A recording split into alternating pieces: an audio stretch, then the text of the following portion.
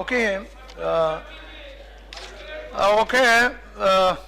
I allow the Honorable Minister. Okay. There's a clarification is given. सम्मान्य उपाध्यक्ष महोदय, कुछ सम्मान्य सदस्यों ने पिछले दिनों सदन में पटल पर रखी गई एक सीएजी रिपोर्ट के संदर्भ में मेरे ऊपर कुछ आरोप लगाए। सीएजी का यह report Indian renewable energy development agency IREDA द्वारा 29 कंपनियों को लोन दिए जाने में अपनाई गई प्रक्रिया पर ऑडिट रिपोर्ट है। ये सभी लोन वन टाइम सेटलमेंट प्रक्रिया के तहत निपटाए गए थे। सीएजी का इस ऑडिट रिपोर्ट में लोन में किसी भी प्रकार की गलत इस्तेमाल, हेराफेरी या फिर भ्रष्टाचार की बात नहीं की गई है। कुछ सदस्यों ने यह मुद्दा खासकर पूर्ति साकर कारखाना को दिए गए 13 साल पुराने लोन को लेकर उठाया गया है। इस पूर्ति साकर कारखाने से मैं 2000 से 2011 के बीच बतौर अध्यक्ष करके जुड़ा था। यह लोन इरेडा ने वितरित किया था और वन टाइम सेटलमेंट प्रक्रिया 2008-2009 में अपने वैध मानक के अंतर्गत पूरी की हुई थी।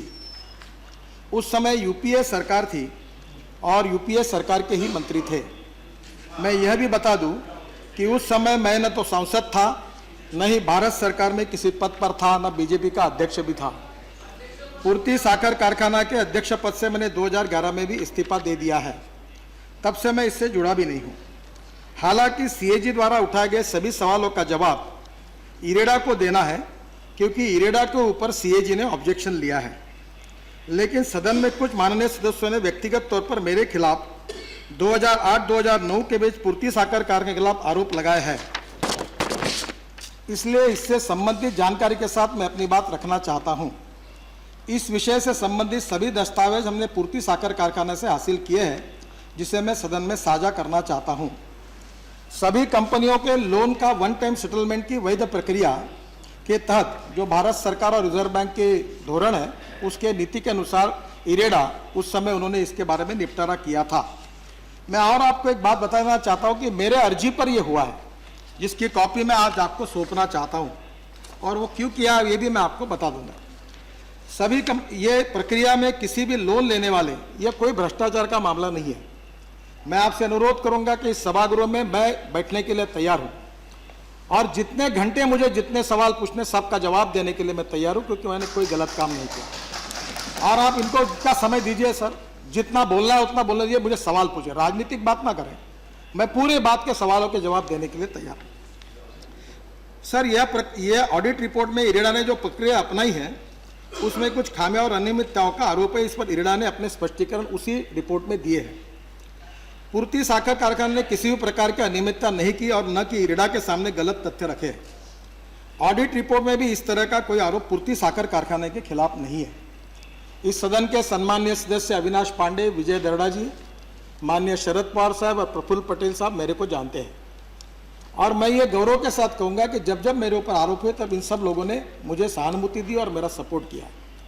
ये जो कारखाना है ये मेरी प्रॉपर, सब आप जब आप बोलते तो मेरी भी बात सुनो।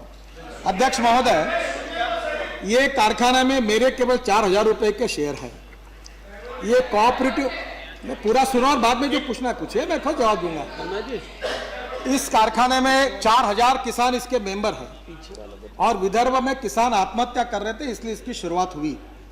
पर 2004 में शुरू करने के बाद वहाँ 4 गन्ना की मिलें बंद हो गई। विदर्भ में 22 शुगर फैक्ट्री ने सामान खत्म हो गया तो बायोमास मिला नहीं।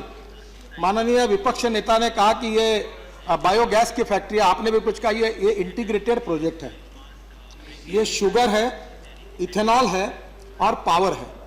और ग्रीन पावर के लिए कर्जा जो था वो इरेडा ने दिया था। इथेनॉल के जो कर्जा था वो स्टेट बैंक ऑफ इंदौर और बैंक ऑफ महाराष्ट्र ने दिया था, और शुगर फैक्ट्री के लिए कोऑपरेटिव 16 बैंकों ने मिलकर कंसोर्टियम करके कर्जा दिया था। अध्यक्ष महाराज, पूर्ति साकर कारखाना ने किसी प्रकार की अनियमितता नहीं की है, न कि इरेडा के सामने गलत तथ्य रखे। ऑडिट रिपोर्ट में इस तरह का कोई आरोप पूर्ति साकर कारखाना के खिलाफ नहीं है। पूर्ति साकर कारखाना अपने सभी लोन का वन टाइम सेटलमेंट की योजना के तहत सही तरीके से चुकाया है। कुल देनेदारी और ब्याज के बड़े हिस्से, मैं आपको बताना चाहूँगा, लोन लिया गया था 48 करोड़ और पेनाल्टी इंटरेस्ट और कंपाउंड इंटरेस्ट लगकर जो आता था 84.81 करोड़। अध्यक्ष महाराज, इसमें से उन्होंने, जब हम लोग बायोमास नहीं मिला क्योंकि गन्ना लगाया नहीं, तो हमने खुद होके इरेडा को अर्जा किया कि आपने ग्रीन पावर करके लोन दिया और हम ये नहीं कर सकते। तब उन्होंने कहा कि आप वन टाइम सेटलमेंट करके, उसके लेटर मेरे पास है जो मैं आपको सब सबमिट करूंगा। उसके बाद में हमने जब प्रपोजल दिया तो उन्होंने हमको प्रपोजल देने के लिए कहा।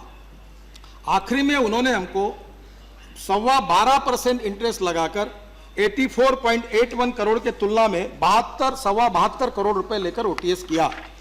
अध्यक्ष महाराज, ये 29 कंपनी के नाम है।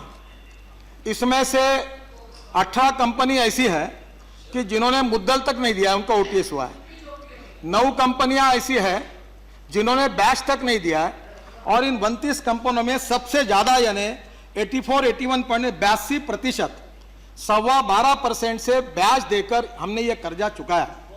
मैं सम्मानीय सदन को पूछना चाहता हूं कि कर्जा लेना यह भ्रष्टाचार होता है क्या, और कर्जा वापस करना ब्याज से ये भ्रष्टाचार होता है क्या? आप इस बात में न्याय करिए, राजनीति करनी हो करिए, मुझे उसके ऊपर दुमकने में डरता नहीं उस बात को। मैं ग्रास रूट से काम करने वाला कार्यकर्ता, बायोडाटा लेकर लीडर नहीं बना, और इसलिए मैं बिल्कुल आपकी सब आपत्तियों को, बहुत संकट मैंने झेले, और मैं आपको ये बताना चाहता हूं कि सबसे ज्यादा अध्यक्ष महाराज इसमें 72.72 ये सबसे ज्यादा कर्जा ब्याज से हमने चुकाया।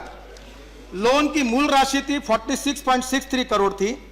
सही तरीके से ब्याज के प्रमुख हिस्से को इरेडा को चुका गया और कुल देनदारी का 84.81% केवल सबसे ज्यादा कर्जा इरेडा में हमारे कंपनी ने चुकाया। बाकी कंपनी ने मुद्दल भी नहीं दिया और ब्याज भी नहीं दिया, जबकि हमने सबसे ज्यादा चुकाया। और यह निर्णय करने समय सरकार यूपीए की थी, मंत्री यूपीए के थे, बोर्ड इरेडा का था और शासन आपका था। सीएजी का रिपोर्ट है वो इरेडा के खिलाफ है।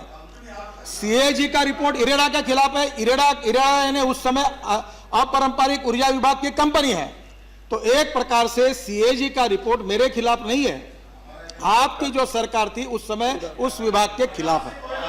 अध्यक्ष महाराज, वो भी बताओ सब तुम, मैं जितना देर आप बोलो बैठने के लिए, हर बात का मैं नियम से आपको जवाब देने के लिए तैयार हूं। सब इससे साफ यह होता है कि पूर्ति साकर कारखाना ने इरेडा के लोन के मूल और ब्याज से चुकाकर सही व्यावसायिक प्रक्रिया का परिचय कर दिया है। जो देश में ऐसे लाखों अकाउंट्स है, जो माननीय फाइनेंस मंत्री यहां बैठे कि रिजर्व बैंक के अनुसार अनेक नेशनलाइज्ड बैंकों में ऐसे ओटीएस अनेक होते हैं। 29 में से 18 मामलों में ब्याज का 1 भी रुपया वसूल नहीं किया गया।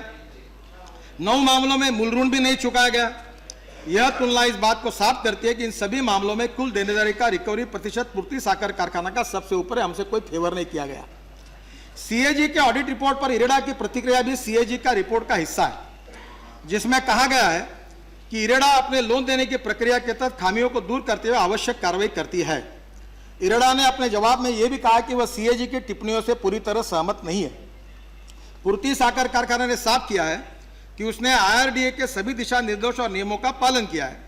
पूर्ति साकर कारखाना व्यवसाय के नियम कानून का पालन करता है और कभी भी किसी गैर कानूनी प्रक्रिया में लिप्त नहीं रहा है। पूर्ति साकर कारखाना से मिली पूरी जानकारी संलग्न है।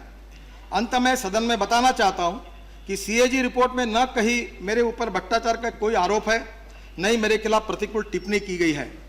पूर्ति साकर कारखाना के संबंध में भी इस रिपोर्ट में किसी अनियमितता अथवा भ्रष्टाचार की कोई बात नहीं है। मैंने सीएजी जैसे संवेदनशील संस्था का मैं सम्मान करता हूं, लेकिन सीएजी की रिपोर्ट के तथ्यों को जानबूझकर तोड़ मरोड़ कर अपने राजनीतिक स्वार्थ के लिए कुछ द्वारा देश की जनता को गुमराह करने का प्रयास किया जा रहा है। मेरे सम्माननीय सदन से ये विनम्र अनुरोध है कि सीएजी रिपोर्ट के मामले में सदन में पूर्व से चली आ रही प्रक्रिया का पालन किया जाना चाहिए। लोक लेखा समिति को इस रिपोर्ट पर उपयुक्त समय पर विधिवत बहस करेगी। यदि लोक लेखा समिति में इस मामले में किसी भी प्रकार की अनियमितता सिद्ध होती है तो कानून अपना काम करेगा और मैं उसके लिए तैयार हूं। जो मुद्दे गुलाम नबी आजाद साहब ने कल उपस्थित किए थे, अब मेरा होने दो ना, फिर बोलो ना आप। सर, गुलाम नबी आजाद साहब ने कल ऐसा कहा था, और आप आनंद शर्मा जी जरा सुन ले, मैं आपको पूरा बताऊं क्योंकि आपके ऊपर गलत बात नहीं जानी चाहिए। ये मेरा बायोगैस का प्रोजेक्ट नहीं है, ये बायो एनर्जी का प्रोजेक्ट है। आपने कल ऐसा कहा था कि Indian renewable energy development limited से जो लोन लिया गया वह लोन 75% रिन्यूएबल एनर्जी पैदा करने के लिए था। मैं आपको अनुरोध करता हूं कि ये सही बात है। उसमें गन्ना मिल लगेगी तब बगास निकलेगा तो बायोमास पर पावर चलेगी। अब विदर्भ में गन्ना ही लगा नहीं तो आइडियल पड़ गया, 3 फैक्ट्री बंद हो गई। तो फिर मैंने खुद होकर ये एप्लीकेशन इरेडा को दी है, जिसकी रिसीट कॉपी मेरे पास है। वो हाँ, सबका जवाब दो। Getting complete. मैंने 1 रुपए की सब्सिडी नहीं ली है। अध्यक्ष महाराज, You not answer like that. Sir, You make ma- your statement and say. Sir, You complete पहली your बात, statement and say. पूर्ति साकर कारखाना ने 1 रुपए की सब्सिडी ली नहीं है। सब्सिडी जो है उसके बारे में इरेडा और गवर्नमेंट का डिपार्टमेंट, इनके दोनों के बीच में हमने लिया नहीं। उल्टा हमने ये कहा कि अब ये 75% बायोमास उपलब्ध नहीं है, तो आपके पॉलिसी के अनुसार अब ये ग्रीन पावर का प्रोजेक्ट नहीं है, तो मैं अर्जा करता हूं कि आपका लोन मैं वापस करता हूं और आप इसको सेटल करिए। हमने 1 रुपए की सब्सिडी ली नहीं है, ना पूर्ति साकर कारखाने को कोई चेक मिला। अध्यक्ष महाराज, दूसरी महत्वपूर्ण बात है so, कि ये जब कोल पे गया, Please तो conclude. महाराष्ट्र में उस समय कांग्रेस की सरकार थी, सरकार की अनुमति ली, एनवायरमेंट मिनिस्ट्री की अनुमति ली, और जो क्वासी जुडिशियल अथॉरिटी है जिसको MERC कहते हैं, महाराष्ट्र इलेक्ट्रिक अथॉरिटी जो है, उसके पास जाके हम उनसे परमिशन ली, उसके बाद कोयले पे चलाया। आज स्थिति ऐसी हुई कि विदर्भ में गन्ना लग गया है और आज 60% गन्ना बगास निकलता है। अब वो ग्रीन पावर पर चल रहा है और प्रोजेक्ट में वहां कम से कम विदर्भ में 30,000 किसानों ने गन्ना लगाया है और अभी वो गन्ने पे 60 से 70% गन्ने पे मिलता है। हमने कोई सब्सिडी नहीं ली, हमने कोई अनुमति ली नहीं, ऐसा कोई काम नहीं किया। पूरी अनुमति केंद्र सरकार से सब अनुमति ली है, इसके बाद राज्य सरकार की अनुमति ली है, MERC की अनुमति ली है। इसको डाइवर्शन करने के लिए हमने एनवायरमेंट मिनिस्ट्री की अनुमति ली है और उसके बाद इरेडा की अनुमति ली है, उसके बाद नॉन कन्वेंशनल एनर्जी के डिपार्टमेंट की अनुमति ली है और सबकी अनुमति लेने के बाद ये काम किया। मुझे लगता है कि मेरी बातों के बाद भी आपको पूछना है, तो आप जब तक सवाल पूछोगे आपके हर सवाल का जवाब मैं देने के लिए तैयार हूं, पर आप एक बात जरूर याद रखिए। देखिए, आप भी सम्मान्य सदस्य और मैं भी हूं। आप चोर कहते हैं, भ्रष्टाचार कहते हैं, आपको यह बात शोभा नहीं देती। मैं दुनिया के किसी भी अदालत में 1 रुपए का भ्रष्टाचार किया तो मंत्री पद का क्या, मैं तो सांसद पद का भी राजीनामा देने के लिए तैयार हूं। मैं आपको कहने के लिए आप जो पूछना है मुझे। Thank you.